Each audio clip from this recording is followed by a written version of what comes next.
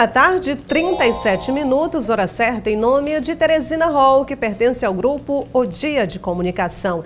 Teresina Hall, uma das melhores casas de shows do Brasil. Agora o quadro Política de A a Z.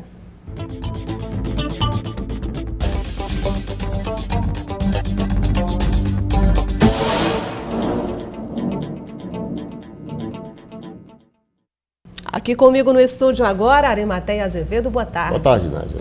Arimateia, como é que está hoje? O que você sentiu hoje, principalmente em relação aos teresinenses? Porque eu acho que o Brasil vive um sentimento só ainda de impacto em relação à prisão de mais um ex-presidente, Michel Temer, agora.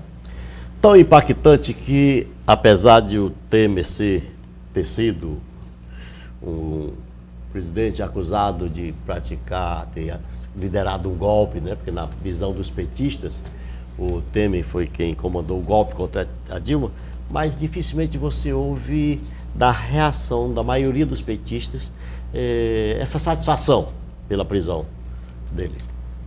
E também você vê em certos setores de grupos que apoiam o Bolsonaro também essa precaução com relação ao ato da prisão.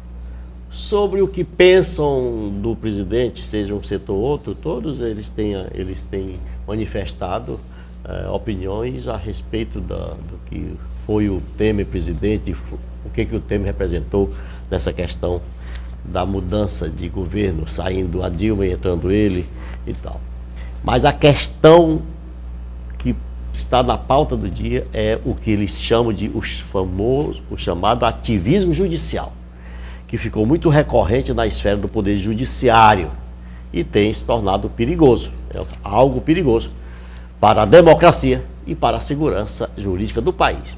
O ativismo judicial é mais ou menos aquela história, Nádia, de que na omissão do poder legislativo e até do executivo, os ministros do Supremo terminam se envolvendo, terminam se intrometendo e criando lá suas leis, criando situações que deixam essa questão muito tensa. Então, é um país, olha a história, nós vivemos num país, o Brasil, onde o presidente da República, o presidente de agora, Bolsonaro, diz que a liberdade e a democracia só existe porque as Forças Armadas querem. Então você começa a se preocupar e a situação começa a ser preocupante, que atos processuais corriqueiros se mostram mais midiáticos, como as prisões de pessoas importantes ou destacadas tanto no campo político como no campo empresarial. E é o caso do ex-presidente Temer e do ex-ministro Moreira Franco, que, aliás, para quem não sabe, Moreira Franco é piauiense. Eles foram presos ontem, né? Cujas prisões, ao invés de serem procedimento dentro da lógica da justiça, há especialistas, principalmente no direito, que dizem que essas coisas se tornam exclusivamente factoides, gerados para criar situações de aparente vantagem para setores do governo. Vem aquela história da queda de braço, até por conta da reforma da Previdência. Olha, no momento em que se discute o resultado da viagem internacional do Bolsonaro, e que, convenhamos, não representou nada positivo para o Brasil, e também no momento em que o ministro Sérgio Moro, da Justiça, se mete no imbróglio, numa confusão aí com o presidente da Câmara, na verdade é sobre o andamento do projeto anticrime de sua autoria, surge o juiz Marcelo Bretas e decreta a prisão no âmbito da Lava Jato, aparentemente desnecessária. Esse é o ponto, aparentemente desnecessário. E principalmente com aquele estardalhaço, aquele espalhafato de a Polícia Federal usar seus policiais com fuzis mirando para o próprio presidente, como se ele fosse o pior dos bandidos. Essa é a questão que está se escrevendo muito isso, uma prisão desnecessária. Agora, esse mal-estar entre Moro e Rodrigo Maia, é o Rodrigo Maia quem está evitando o Moro? Veja bem, há uma confusão, porque anteontem se ouviu a mídia mostrando o Moro tentando forçar a barra para colocar o seu projeto anticrime na mesma discussão em que está se está tratando a reforma da Previdência. O Rodrigo Maia a gente tem ouvido mesmo essas beliscadas do Rodrigo Maia com relação a ele. E ficou clara essa indisposição entre os dois, entre o ministro e o presidente da Câmara. Por quê? O Rodrigo até colocou, como quem diz assim, colocou o Moro no seu devido lugar. O Rodrigo é presidente de um dos poderes, do segundo poder da República. E é o que está na ordem de sucessão do presidente, o terceiro da ordem de sucessão do presidente. Então, veja bem, quando ele disse, não, eu tenho conversado muito com o presidente da Câmara sobre o projeto de tudo, quer dizer, o Rodrigo mostrou para o país que ele mentiu. Primeiro tem conversado. E aí o Rodrigo vai e diz, olha, ele tem que ver que ele é o funcionário, chamou o Moro de funcionário do presidente, na verdade, do presidente Bolsonaro, e quem só trata com o Rodrigo dessas questões de Estado é o próprio presidente da República. Eu não sei se você lembra, Nájila, eu disse isso há muito tempo, assim que o Moro estava naquele exercício de sair, de deixar de ser juiz para ser ministro. Eu disse, ele vai sair de uma situação em que não tem chefe, o juiz não tem chefe. O juiz pode decidir por seus interesses, suas conveniências e sua consciência. E cuja decisão pode ser reformada em outra instância, se um desembargador, um ministro de tribunal. Mas ele não tem um chefe, como se diz no executivo. E passa a ser um cidadão subordinado, até chefe. Embora seja um homem de confiança do presidente. Você de confiança. Aliás, demissível ad nutum, como se diz a expressão em latim, porque ele, por ser de confiança do presidente, ele pode ser demitido a qualquer hora, ao sabor dos interesses do presidente ou de outros que assim o queiram. Então ficou essa situação, o Moro parece que não percebeu. Não sei se é porque está querendo correr para ser ministro do Supremo, e tem um agravante. Se criar confusão demais no Congresso, no Senado, pode até não ser, na hora da sabatina, não ser aprovado pelo Senado. Então, criou-se, está se criando um mal-estar. O Moro não é mais o juiz que decide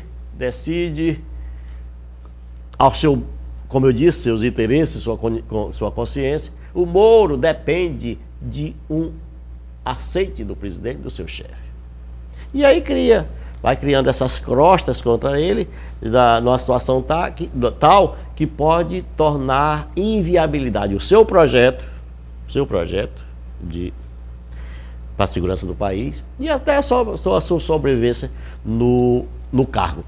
E o detalhe é que todo mundo faz essa confusão, que o Bretas, o juiz Marcelo Bretas, do Rio de Janeiro, juiz federal da Lava Jato, só decretou a prisão do presidente Temer e do ex-ministro Moreira Franco por conta da confusão entre o Rodrigo Maia e o Moro, por ser o Moreira Franco sogro do Maia. Mas não tem nada a ver, isso é só para encher, para criar mais confusão. A decisão do Bretas é do dia 19 e a confusão entre o Rodrigo Maia e o Moro foi no dia 20. Já estava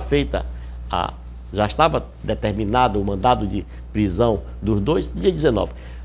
Se não for tomar mais seu tempo, o tempo do telespectador, eu vou dizer outra. Você lembra da mandado de busca e apreensão, parece que o terceiro, na casa do senador Ciro aqui, e dos seus familiares, e onde ele tem negócio?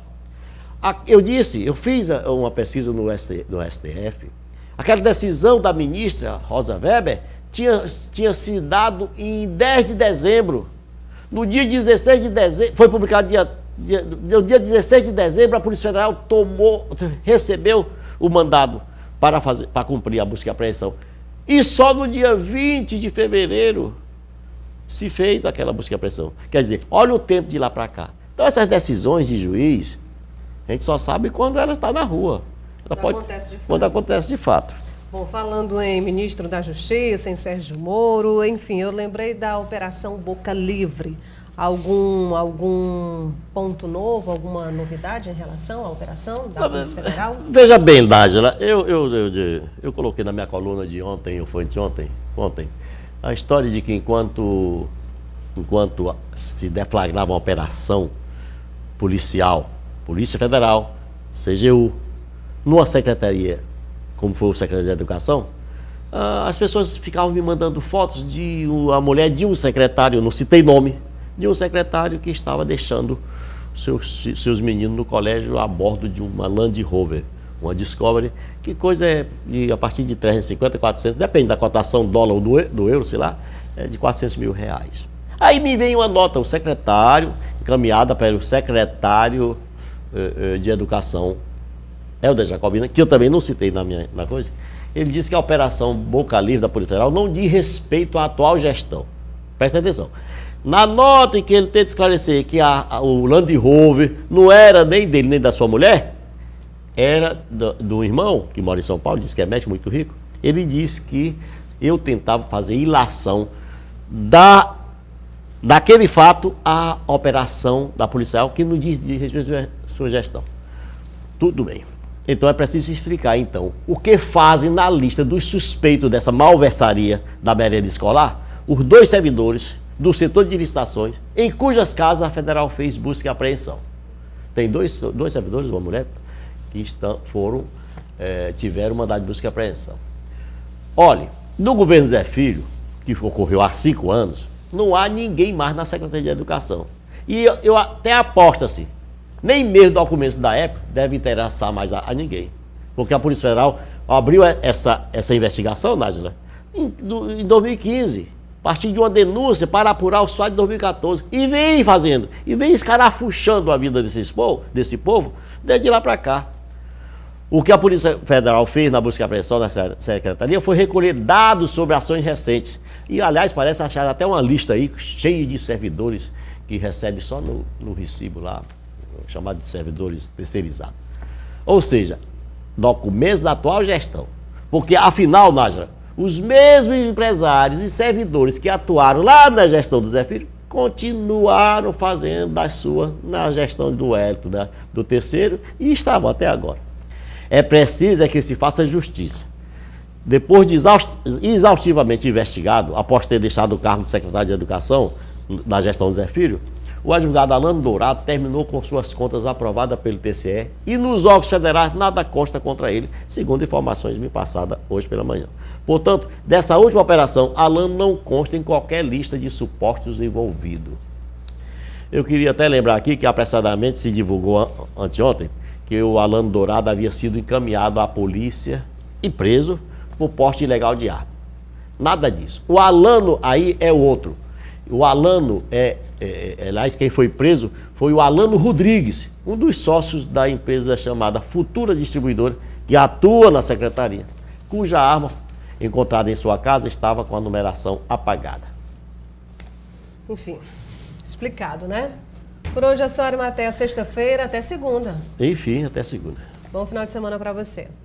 Agora a gente muda de assunto e vai falar de esporte. Porque, com data certa para a estreia no Brasileiro de Futebol Feminino, a equipe do Tiradentes treina no estádio Albertão. Ponto positivo para as meninas.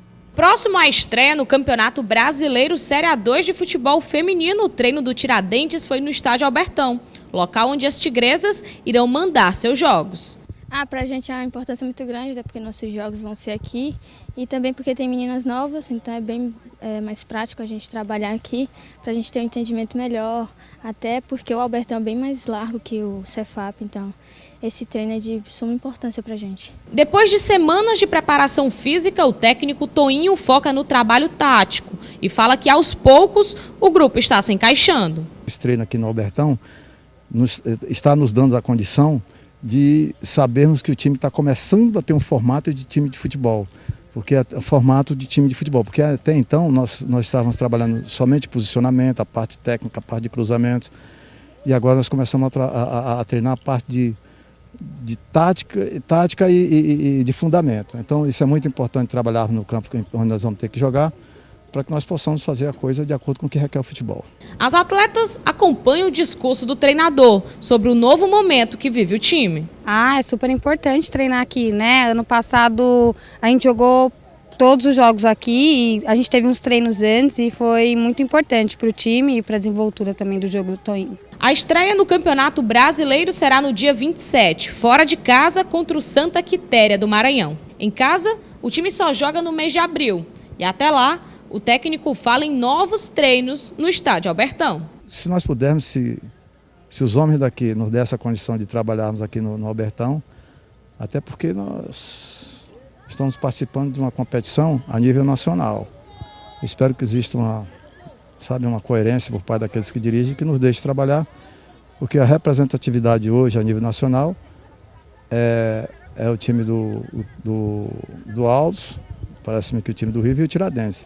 Então é muito importante para o Piauí essa participação nossa no Campeonato Nacional. Agora a gente fala de Copa do Nordeste, porque a próxima partida do Altos pela Copa do Nordeste será amanhã em Recife. E o acúmulo de derrotas tem dificultado a participação do representante do estado do Piauí na competição. A equipe do Altos volta a campo pela Copa do Nordeste neste sábado. O time comandado pelo treinador Maurílio Silva enfrenta o Náutico às 4 horas da tarde no Estádio dos Aflitos, em Recife, no Pernambuco. O time ainda não venceu na competição nordestina. Em 6 jogos, são 2 empates e 4 derrotas, e ocupa a amarga vice-lanterna do seu grupo.